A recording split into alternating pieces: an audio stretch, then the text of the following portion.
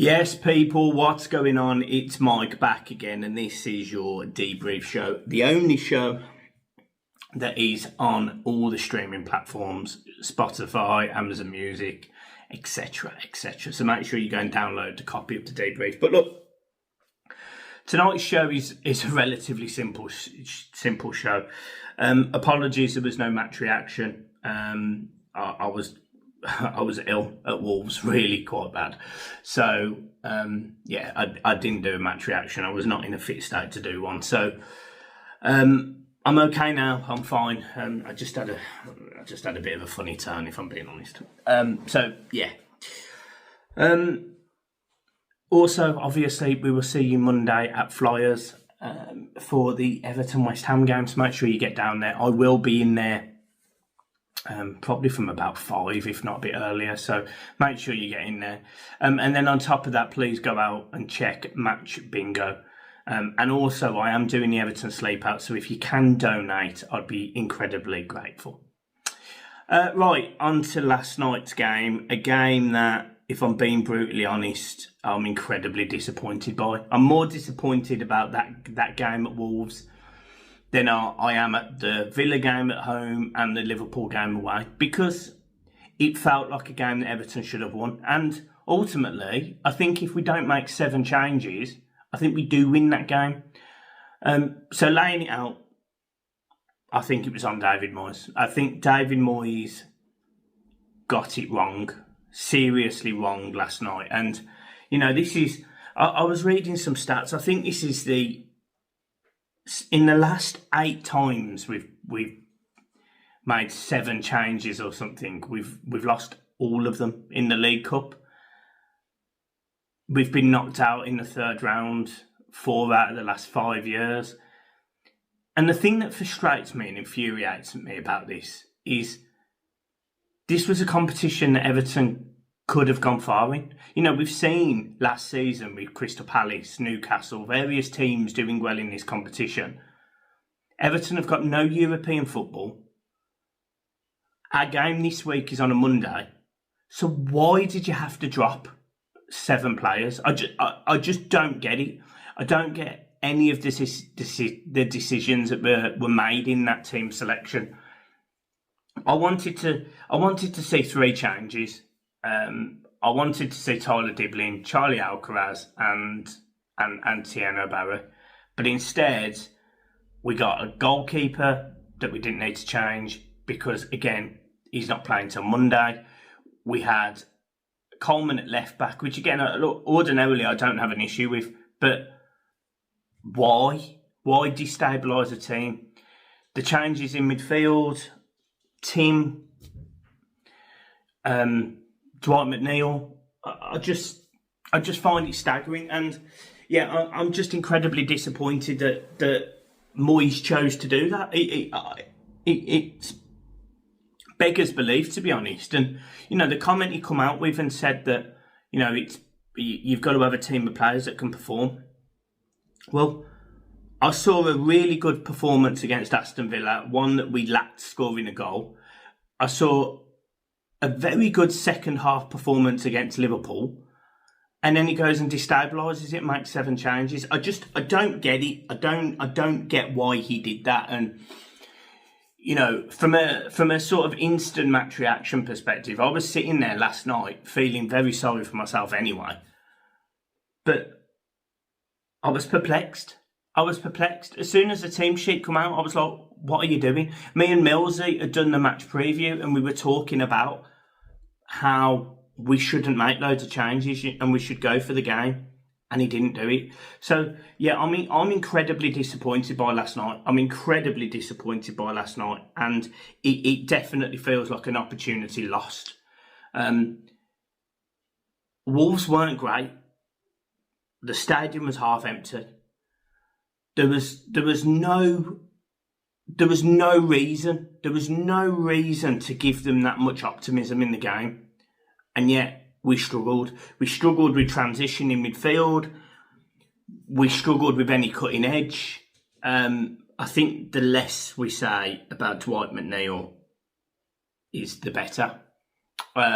And I didn't think great amount to Tyler Diblin either. Albeit, look, I'm not writing a player off after a game. I'm just not doing it. And I really like Diblin. I liked him at Southampton, but clearly there was problems in that team. Charlie Alcaraz, I actually thought Charlie Alcaraz did okay, more than did the other players around him. Yeah, I just thought it was really poor. I just thought it was really, really poor. It was disappointing. It was lacklustre. The team had no identity, didn't know how to play. You've got balls going up the left-hand side where Dwight McNeil wouldn't take his man on. You've got balls going up the right-hand side where Tyler Diblin wouldn't take his man on and would pass backwards every time. Tiano Barry didn't offer a lot. You know, you make the changes, Barry, Beto, Grealish and Enjoy come on. But at that point, with 40 minutes to go, I'm sort of thinking, right, can we get back in the game? And there wasn't even the rhythm, the flow, the drive to get him back into the game. Everton didn't know how to break down Wolves. They didn't know. They couldn't work out how to play through them. And it was poor. It was poor. And you can see where Everton are lacking. They 100% are lacking strikers. They are lacking people that will create that space, because there was no space last night at all. Because you'd have Jack Grealish go down the left-hand side and he'd have to pass back. You'd have Lineman and Joy, who I didn't think he had a great game when he come on, if I'm being honest. I thought he clearly tried really hard to get Everton back into it, but he probably over-tried to be shooting from silly places. He put a few over the bar, little things like that. But all in all, it wasn't a good performance by any of the players and any of the substitutes.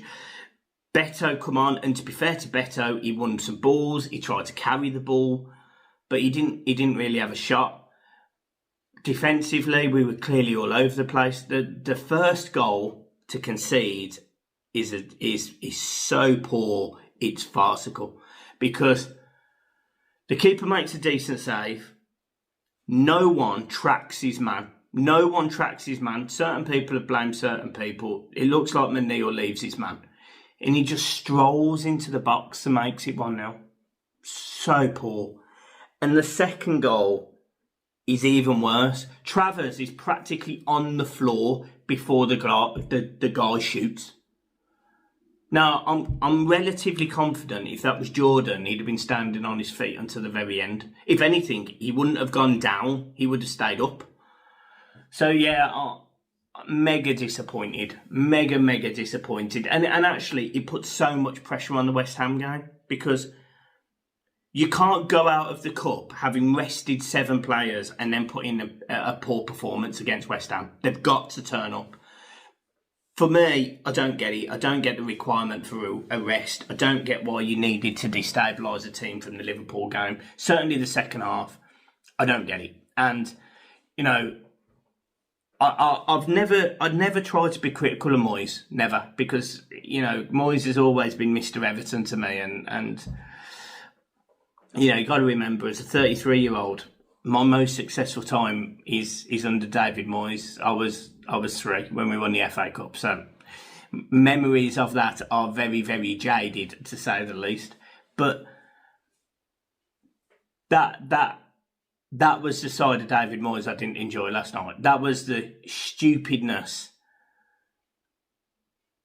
the inability to read a room. You know, I don't think any Evertonian wanted to make 7 changes last night. No, it didn't make sense.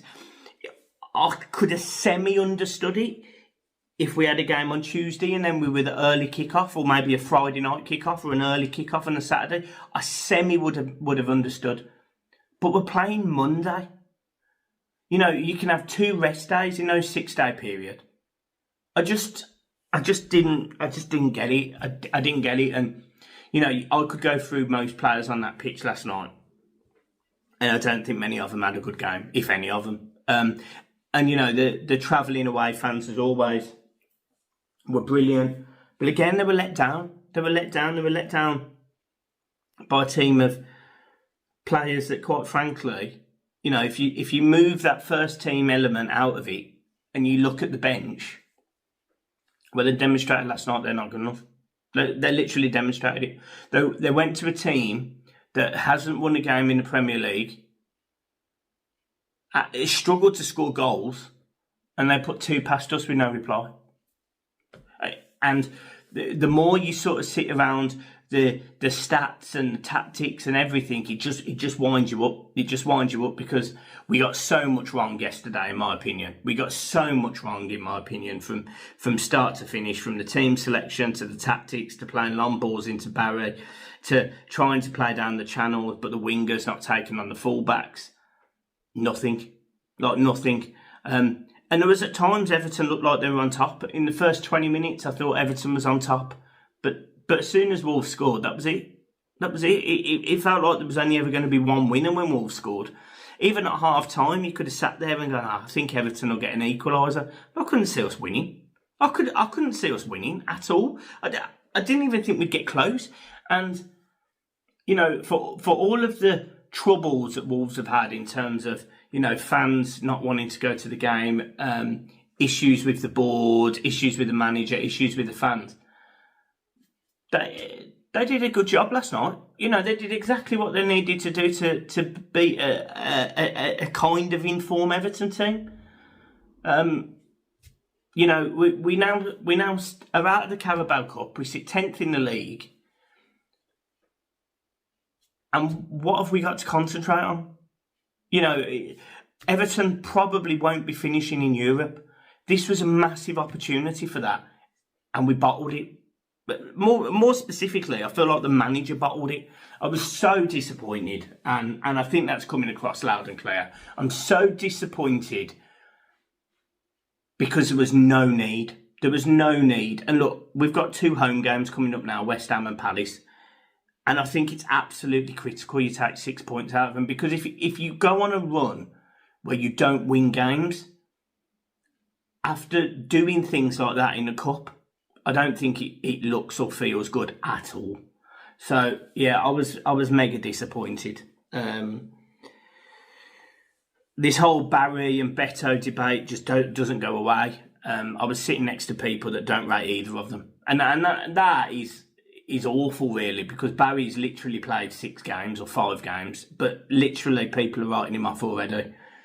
Tierno Barry had a very good record in La Liga. Whether he adapts to the Premier League, I don't know. And can you judge him after 4 or 5 games?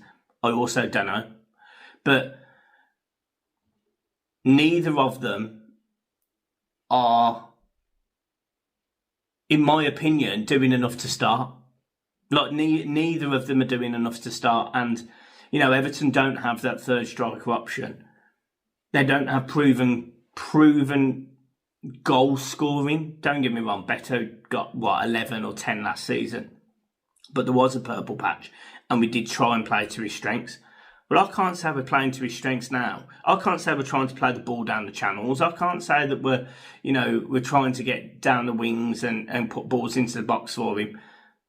I don't think we're doing any of that. I honestly think last night we messed about with the ball around the 18-yard box so much it was pathetic.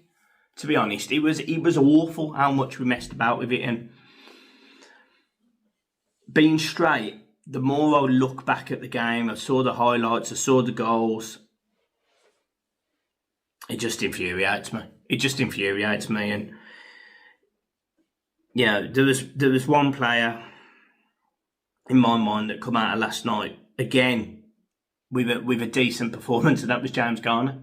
Yet again, you know, he's trying to get on the ball, he's trying to make things happen, he's composed, he's trying to pass the ball forward.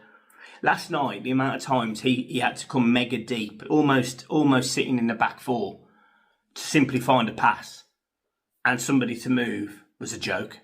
If I'm being honest, it was an absolute joke. Some of the decision making's a joke. The other thing I'm gonna say, I'm probably gonna get shot down for this, but why doesn't Jack Grealish shoot? I don't think he's had a shot in the games he's played so far. And Jack Grealish can shoot. We know he can. We know his performances at Aston Villa. We know his early performances at Man City. We know he's got goals in him.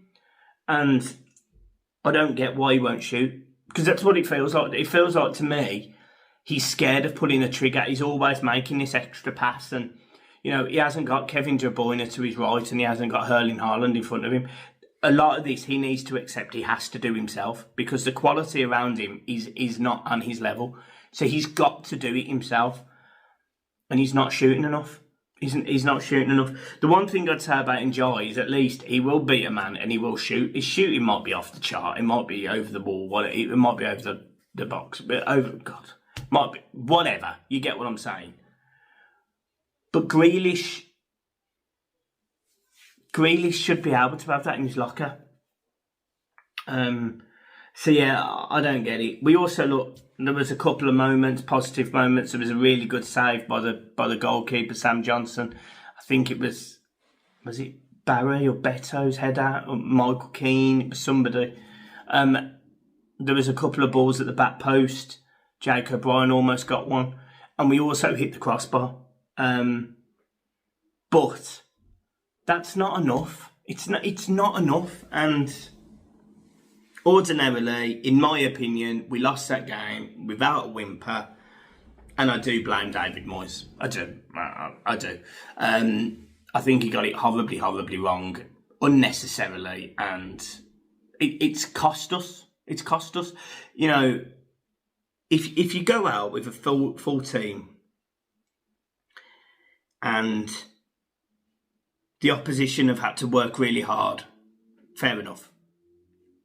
But we didn't do that. I don't even think Wolves got out of third gear last night. And they beat us comfortably. It's just not on.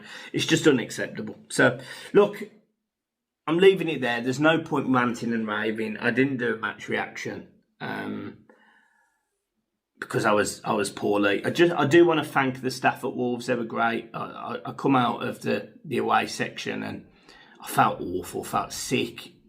Hot flushes, the works, and they moved me around and put me in a disabled section and give me a bottle of water. So just a big thank you. I've had loads of people messaging me on Twitter and things, just asking how I am. Again, I'm fine. So thank you ever so much, guys. I had a funny turn. I went to Mr. Tika, and it did not do good things to me. There you go. So yeah, look guys, make sure you hit the like and subscribe button. Keep smiling. Match preview for the West Ham game, because it's a Monday, will be on a Saturday. So make sure you are there for that. And we will try and do another video, probably Friday, just to sort of have a news catch up. But yeah, apart from that, we will see you soon. Up the toffees. Peace.